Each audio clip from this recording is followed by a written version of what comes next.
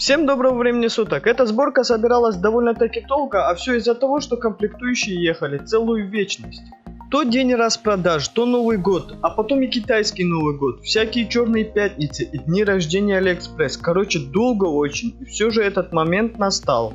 Сейчас я начну историю, будет интересно, а все ссылки на железо есть в описании на проверенных продавцов.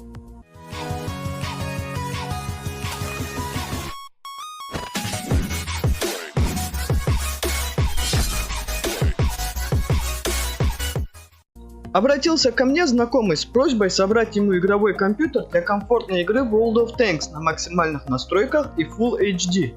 Игра хорошо оптимизирована и хватило бы, допустим, какого-нибудь простого железа, к примеру, с GTX 750 Ti.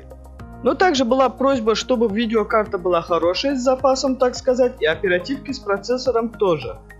Надо было уложиться в бюджет, и после недолгих раздумий было принято решение собрать все на сокете 1156. Были на то причины, это, как уже упомянул ранее, праздники, а праздники это скидки, и немного больше ожидания получения заказов, чем обычно.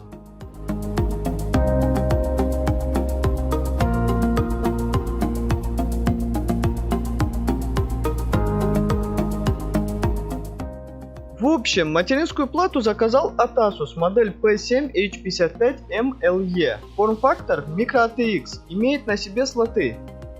Один PCI-Express 4X, два PCI-Express, один PCI-Express 16X, причем версии 2.0, а значит карты, которые работают на 3.0, полностью раскрыть себя не смогут.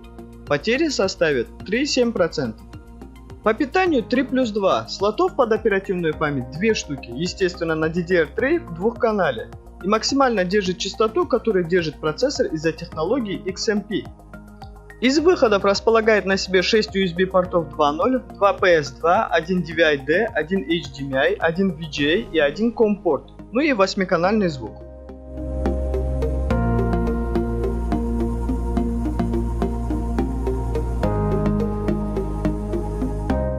Процессор всем известный Intel Xeon X3440 на 4 ядра и 8 потоков с частотой 2,53 ГГц, в турбобуст до 2,93 ГГц и кэшем третьего уровня 8 МБ. Максимально держит память до 32 ГБ, максимальная частота 1333 МГц, в двухканале конечно.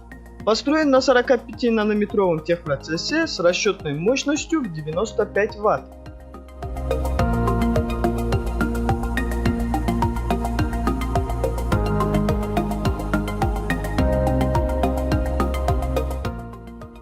Охлаждение от китайского бренда PC Cooler. Вообще без понятия, что за модель, но должен заметить, что он довольно хороший. Полностью медная площадка с двумя медными трубками и 80-мм вентилятором внутри, которые как бы с подсветкой, которую и не видно в принципе, делают свое дело.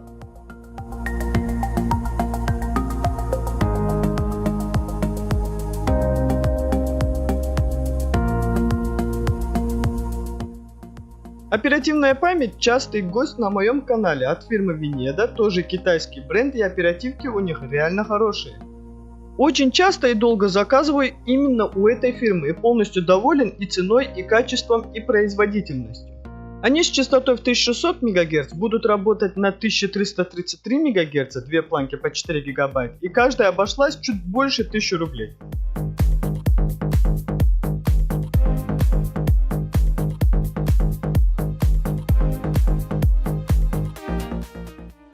Ну и видеокарта от Gigabyte GTX 960 на 4 ГБ, GDDR5 128 бит, частота памяти в 7000 МГц, процессора 1100 МГц и ядра 1165 МГц. Умеет работать с DirectX 12 и OpenGL 4.5, питается одним 6-пиновым разъемом. Из выходов один DVI-I, один DVI-D, один HDMI и один DisplayPort. Обошлась она мне в 7300 рублей. Для сравнения, в соседнем городе GT1030 стоит столько же, а пропасть между ними просто огромная.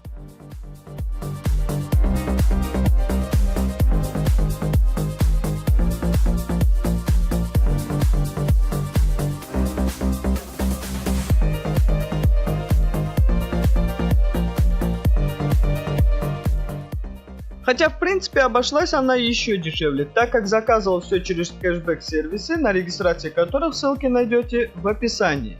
Сам лично пользуюсь в основном EPN и Letyshops. На EPN уже несколько лет сижу и полностью доволен их работой. И Letyshops год, наверное, и тоже все отлично.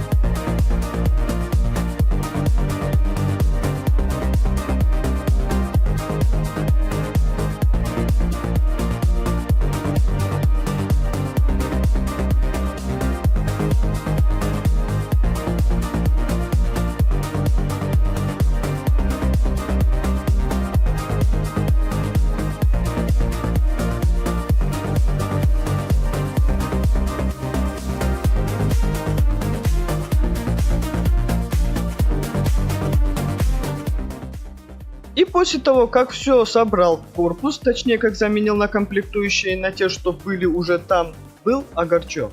Всему виной послужила неисправная материнская плата, которая напрочь отказалась запуститься. В принципе-то она запускалась, но без вывода изображения.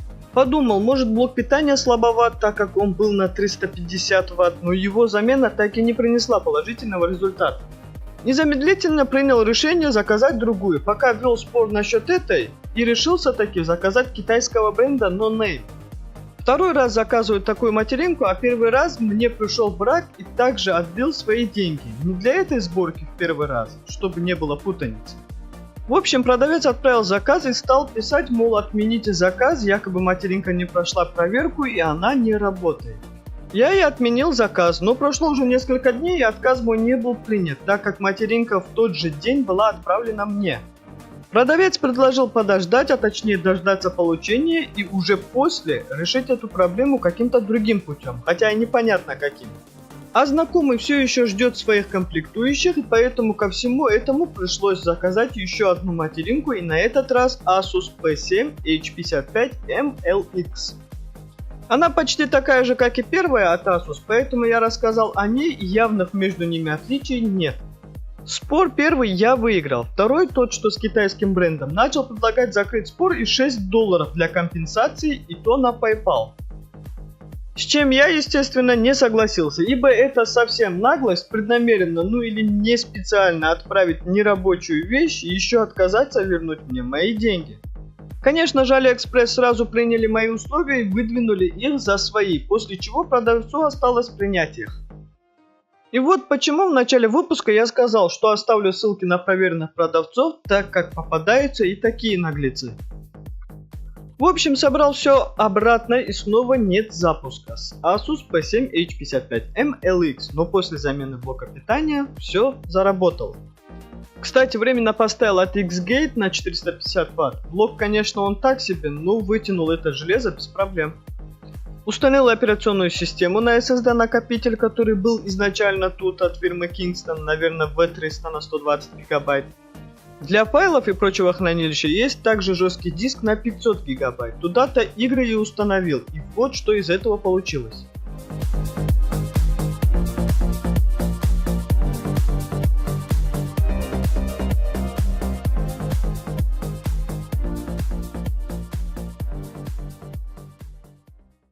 Начнем с чего-нибудь простого, и это CSGO. Настройки на самых высоких со всеми сглаживаниями и Full HD соответственно.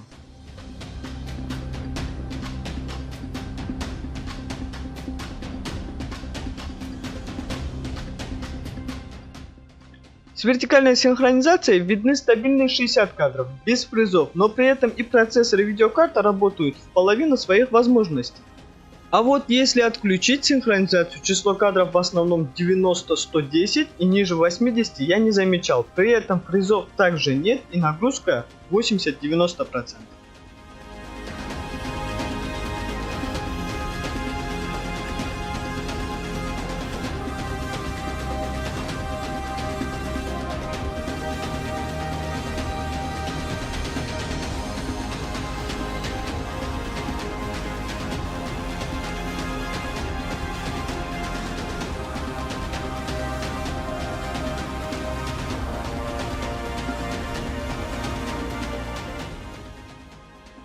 Следующая игра, в принципе та, для которой система и собиралась, World of Tanks. Настройки на максимально Full HD и HD клиент.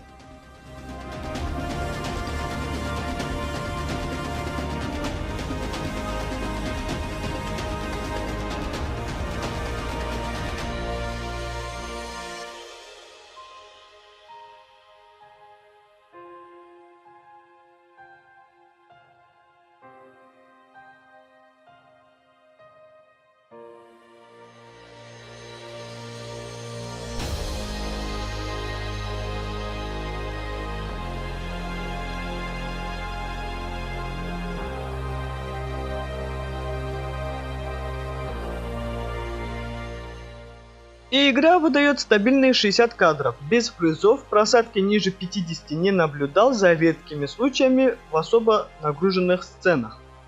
А теперь Apex Legends, бесплатный Battle Royale игра, настройки на высоких, за исключением двух пунктов, и Full HD.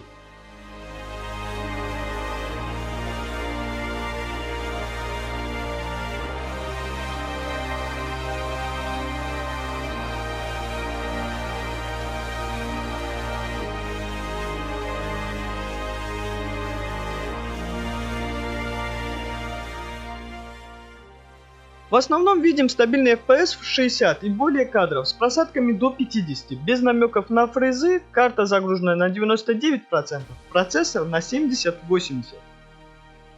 Ну и последняя игра, которую я успел протестировать, это Battlefield 1 Online, настройки на средних Full HD.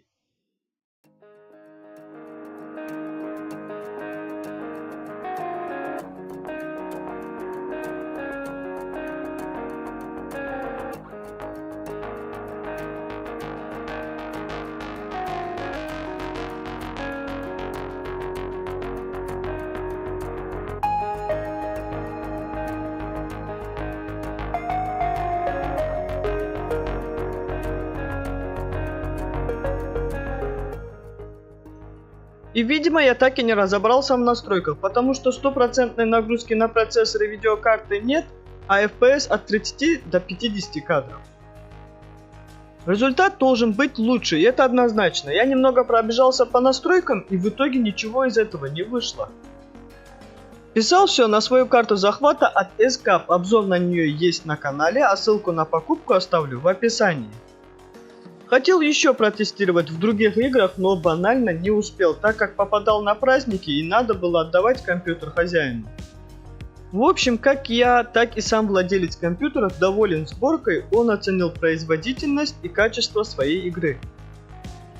Процессор просто прекрасно справляется со своей задачей, карта там с запасом с учетом версии PCI-Express 2.0. Жду ваших мнений по сборке в комментариях, на каком сокете собирать стали бы вы или что в моей сборке заменили бы. В общем, всем спасибо за просмотр, не забывайте ставить лайки, подписываться на канал и жмите на колокольчик. А на этом мой выпуск подошел к концу, я с вами прощаюсь и до скорых встреч. Всем удачи и хорошего настроения.